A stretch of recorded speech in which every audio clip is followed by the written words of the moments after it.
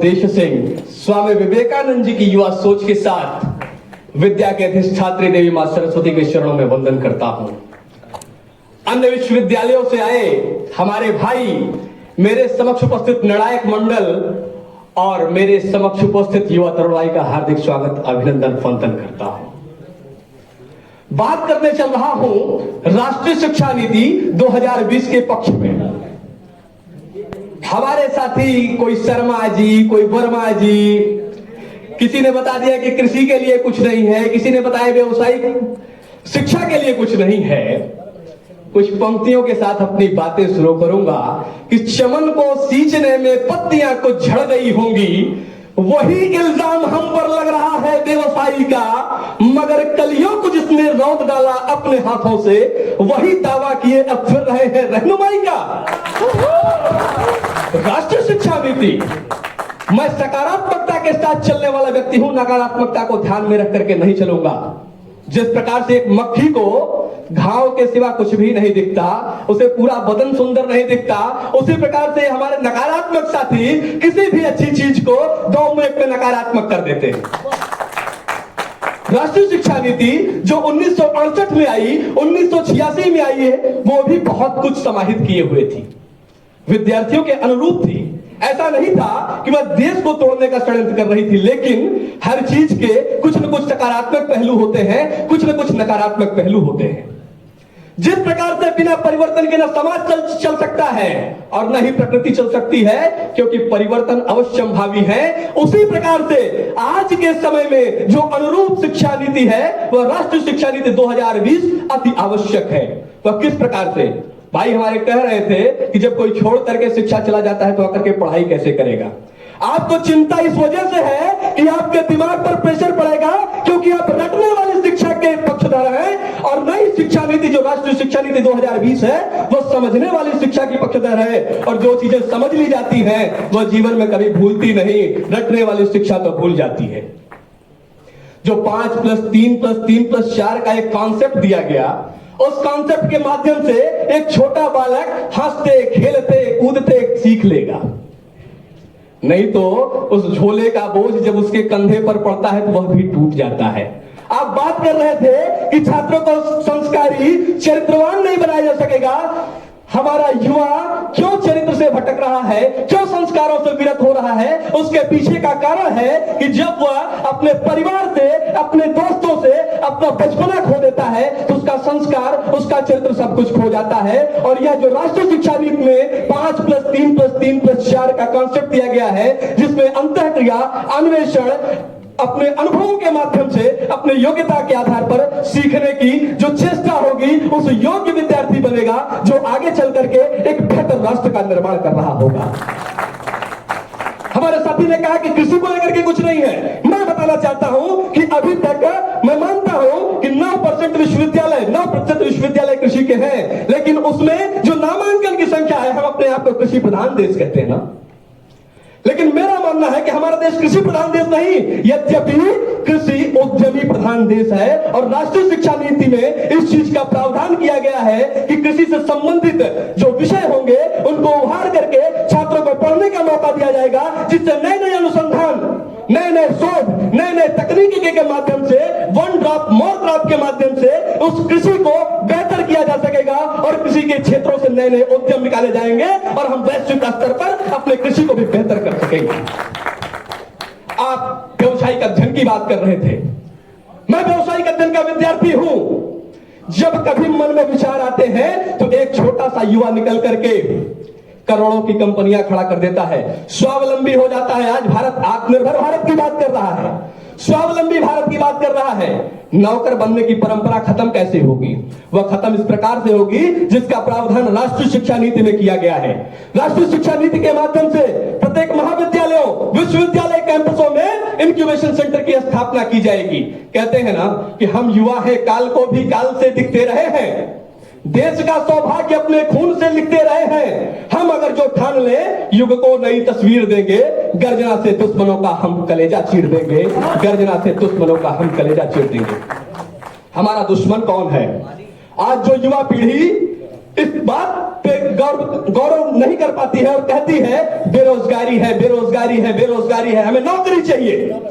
लेकिन उस बेरोजगारी के दुश्मन को हराने का सबसे अच्छा माध्यम कोई है तो वह है राष्ट्रीय शिक्षा नीति, जो इनक्यूबेशन सेंटर की स्थापना करने की बात कर रही है। वह कर रही है कि जब हमारे किसी भी छात्र के अंदर उसके मस्तिष्क में विचार आएगा तो हम उस विचार को मरने नहीं देंगे, हम उस विचार को पालेंगे, पोसेंगे और उसे एक नई दिशा देंगे। लेकिन अधिकतर छात्रों का विचार इसलिए मर जाता है क्योंकि उसके जेब में पैसे नहीं होते, मजबूरियां होती हैं, और उन मजबूरियों से निकालने के लिए, उन छात्रों के विचारों को पोषित करने के लिए इनक्यूबेशन सेंटर की स्थापना विश्वविद्यालय और महाविद्यालय कैंपसों में की जाएगी, जिसके माध्यम से उन विचारों को वित्त पोषित करते हुए नए नए आविष्कार, नई नई तकनीकी का जनक जो हमारा अतीत गौरव था, अतीत गौरव को उभारने का प्रयास करते हुए इस भारत को अतुल्य भारत और सशक्त भारत के रूप में हम खड़ा करेंगे, जिससे हमारे देश का युवा हर क्षेत्र में आत्मनिर्भर होगा, चाहे वह विज्ञान का क्षेत्र हो, चाहे वह शिक्षा का क्षेत्र हो, चाहे वह प्रौद्योगिकी का क्षेत्र हो, चाहे वह कला का क्षेत्र हो। बात करूंगा भाषा, कला और संस्कृति के संवर्धन की, जिसका उदाहरण राष्ट्रीय शिक्षा नीति में है। भाषाओं की भी बड़ी बातें हो गई। जब हम अपने आप को कहते हैं कि भारत विविधता का देश है, भारत अनेकता में एकता की बात करता है, हमारी कई भाषाएं, कई बोलियां हैं, हम अन्य भिन्न भिन्न जातियों में रहते हैं, भिन्न भिन्न मजहब है, लेकिन हम हिंदुस्तानी हैं। तो किस प्रकार से हम अपनी भाषा को मरने दे सकते हैं? जब आज 50 वर्षों में देखा जाए तो भी हमारी बहन कह रही थी कि 220 से अधिक भाषाएं अपना अस्तित्व खो रही है, और यूनेस्को का वह रिसर्च जो कहता है कि अभी हाल ही में 197 भाषाएं लुप्त प्राय हो गई और अन्य भाषाओं की भी स्थिति यही है, तो क्या भारत का वह प्राचीन गौरव वर्तमान में भी रहेगा?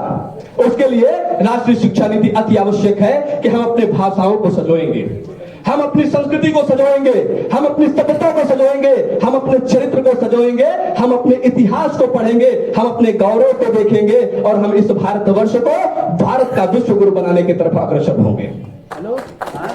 मल्टीपल एग्जिट मल्टीपल एंट्री की बात हो रही थी। जब कभी भी कोई समस्याएं आ जाती हैं, अभी उसका भी विरोध हमारे साथी कर ही रहे थे कि 1 साल में सर्टिफिकेट कोर्स, 2 साल में डिप्लोमा कोर्स होने से क्या होगा?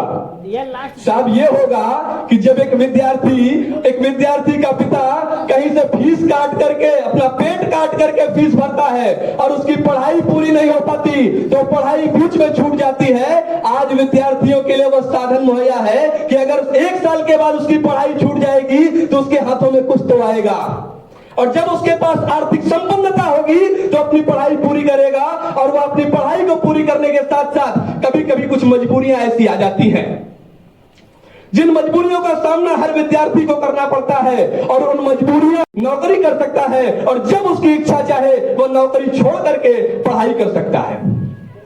एक साथ 2 डिग्रियों का प्रावधान, हमारी बौद्धिक क्षमता तो होती है, हम चाहते हुए भी एक साथ अन्य अन्य कार्यक्रम नहीं कर सकते, क्योंकि अभी तक शिक्षा नीतियों ने हमें बांध रखा था, हमें कोल्हू का बाल बना रखी थी कि हमें चलना सिर्फ वहीं पर है जहां वो ले चलना चाहते हैं। लेकिन अभी हम अपने मन से एक ऑनलाइन, एक ऑफलाइन फिजिकल क्लासेस के माध्यम से 2 डिग्रियां ले सकेंगे, और हम युवा हैं, हमें सकारात्मकता के साथ चलना पड़ेगा, हमें समाज को एकजुट करना पड़ेगा। बुराई हर चीज में हो सकती है, मैं ये भी मानता हूं कि कुछ चुनौतियां हैं, क्योंकि इस राष्ट्रीय शिक्षा नीति को लागू करने में मजबूत राजनीतिक इच्छा शक्ति की आवश्यकता होगी, और मुझे पूर्ण विश्वास है कि वह मजबूत राजनीतिक इच्छा शक्ति इस देश में उस राष्ट्रीय शिक्षा नीति का क्रियान्वयन बेहतर तरीके से कर सकेगी।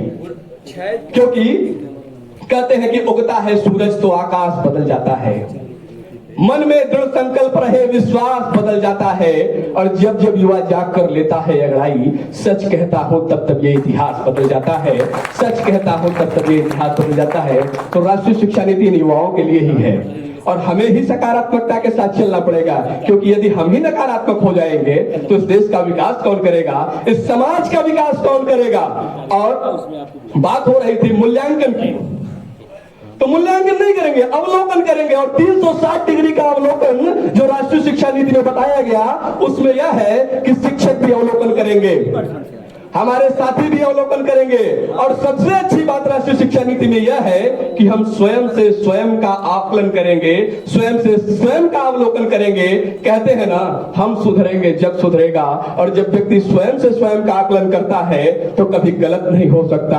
और राष्ट्रीय शिक्षा नीति इसी उद्देश्य के साथ चल रही है कि हर व्यक्ति के अंदर, हर छात्र के अंदर नेतृत्व क्षमता का विकास हो सके, हर व्यक्ति अपने आप में चरित्रवान हो सके, ईमानदार हो सके, ईमानदारी के साथ शिक्षित हो सके। इसी के साथ अपनी वाणी को विराम दूंगा, समय की बाध्यता है। जय हिंद, जय भारत, वंदे मातरम।